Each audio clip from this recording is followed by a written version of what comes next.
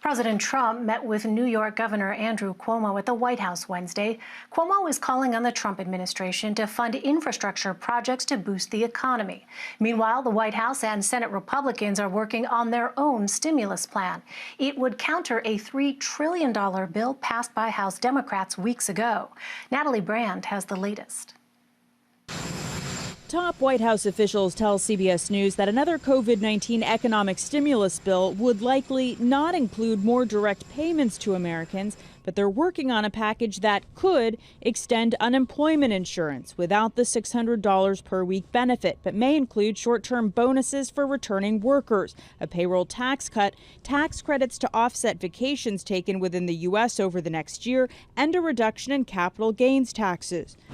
New York Governor Andrew Cuomo repeated his calls for more federal funding to state and local governments during his news conference after meeting with the president. The states that bore the brunt of the COVID virus, they're 1/3 of the national GDP. How can you tell 1/3 of the country to go to heck? Senate Republican leaders have made clear they will not take up the House-passed $3 trillion measure. During an event in Kentucky, Senate Majority Leader Mitch McConnell said the federal government must slow down and be mindful of the national debt. If there is another bill, it's not going to be $3 trillion. It is going to have liability protection in it.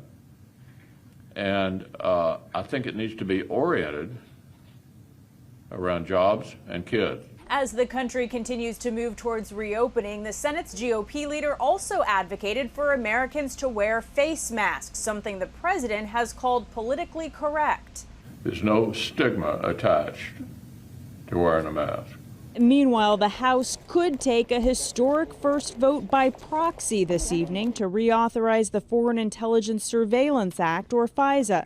The rule change could be a game changer, allowing members to vote remotely during the pandemic. House Republican leaders have filed a lawsuit challenging the new temporary proxy voting system, alleging House Democrats made the change in a partisan fashion. Natalie Brand, CBS News, the White House.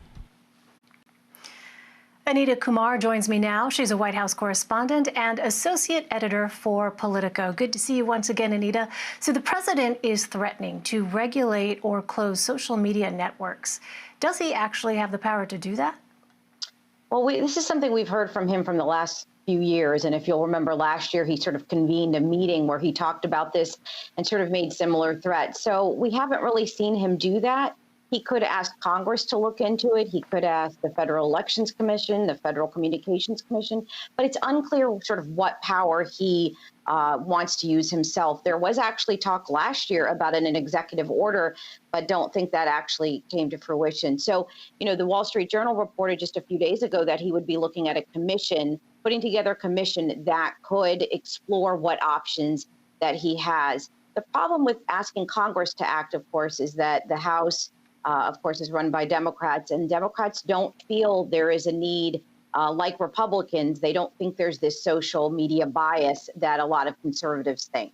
So it's unclear that they would have an agreement on this. And on that point, so last year there were these congressional hearings looking into perceived bias against conservatives when it came to social media. What happened with those hearings? Well, I think that what happened, you saw a lot of, Republicans talk about that on the Senate side, which is obviously run by Republicans. And, they sort of wanted to sort of publicly talk about this, publicly shame those companies. And you saw some of the companies, and we've seen Twitter and Facebook, put these, mechanisms in place where they're now going to call out, they say, stories and documents that are not true or that could potentially not be true. And that's really what angered the president, as you know, in the last few days, which is now Twitter saying, well, maybe what he said isn't true. So, it keeps coming back to President Trump, who obviously uses Twitter as his main form of communication at this point to the public, that he does not want social media to dictate what he does. The same with his campaign. So they pulled out their advertising from Twitter. And so, they still use the mechanism, they still use the medium, but it's unclear if they're really going to pull out completely from it. So, Anita, have there been any kind of specific responses from these social media companies to the president's threat? Not that I've seen. I mean, we've seen it, just different officials talk about this, but no sort of, you know, response. Here's what we're going to do. This is something that happened with the president that we kind of expected at some point. We just didn't know when we'd be here. That at some point something he tweeted would get some criticism and get some people saying, "Look, you've got to call him out on this." There have been calls from Democrats and critics to do this for quite some time. And so it's not surprising that we're kind of at this point. But there's really no, answer to what's going to happen these next 6 months before the election. What is the path going to be for these social media companies, and what does Congress and the president want them to do? I want to turn to another topic. President Trump has criticized former Vice President Joe Biden for wearing a mask in public, though the CDC recommends doing so. How did face masks, Anita, become such a polarizing issue in this administration? You know, everything has become such a polarizing issue. Even the idea of reopening It's a the big country, question. right? You have a lot of Democrats saying we should reopen, a lot of Republicans who are already out there. But you're exactly right. This became one of the issues. You know, it's really because a lot of people have criticized the president for several weeks now for having the federal government, the CDC, advocate for face masks. And you see a lot of governors wearing them. You see senators. You see the House Speaker wearing them. You saw Mitch McConnell, the Senate Majority Leader, saying there's no stigma. But the president saying it's politically correct, and he hasn't, really been seen very often with that. He had a trip last week where he wore one to a Ford plant. But he mostly is not wearing them. Obviously, he was in Florida today for the launch that didn't happen. We didn't really see him wear one there. But you're exactly right. Joe Biden said in his remarks that he didn't really want to get into it, but actually he did get into it and say that there's nothing wrong with doing that. And, obviously we saw him in the last few days wearing a face mask. Right. Let's talk about another Democrat. So New York Governor Andrew Cuomo was at the White House Wednesday. The governor and President Trump, of course, have had a bumpy relationship, which has been evident in response to the coronavirus. What was on the agenda, and how did the meeting go? Yeah, this was their second meeting. If you'll remember, the governor was here in D.C. in April.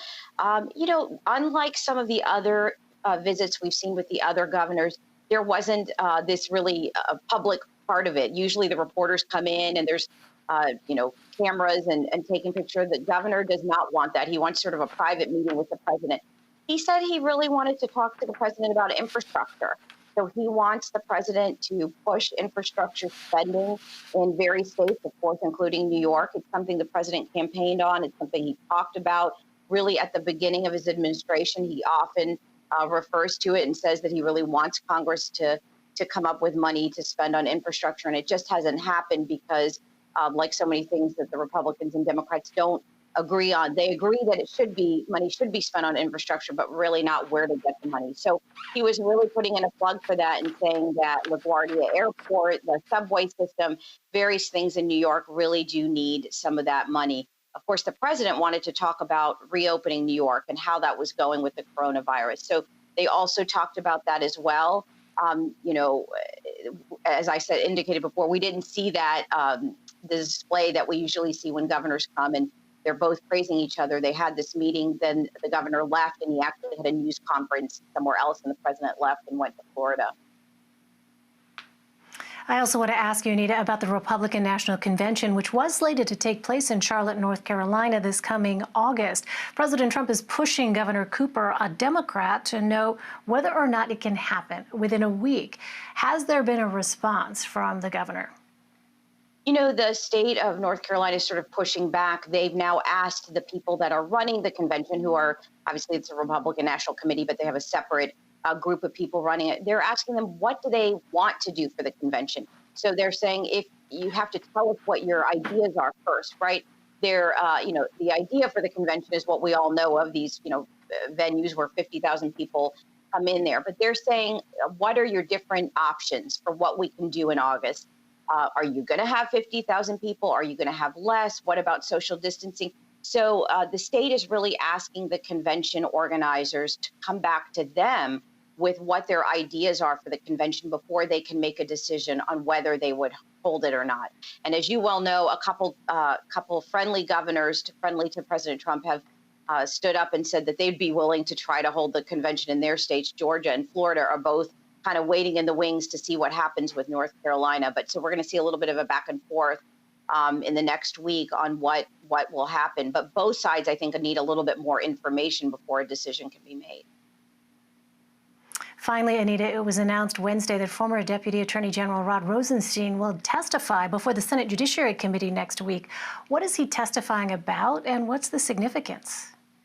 Well, he's supposed to be testifying about the start of the Russia investigation. So this is the start of the investigation into whether President Trump's associates and colluded with Russia in the 2016 election, the thing that took so much time the first couple of years of the president's term. But it's really going to be a lot of different things that he's testifying about.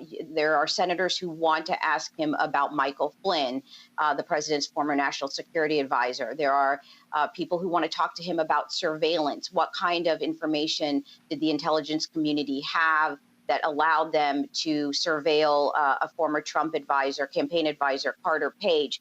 They are going to be asking him about the origins, as I said, of the Russia investigation and whether they felt like they had enough to go on to get to the point where the special counsel, Bob Mueller, had that huge investigation into the Trump associates and where that went. So there's a lot of different questions. I think that senators want to ask a variety of things. And of course, this is something that the president and his allies have really been pushing for. They want to get to the bottom of this. How did this all come about? They think this is going to make them look good, make the president look good, because they didn't really have the need to go where they did with this huge investigation.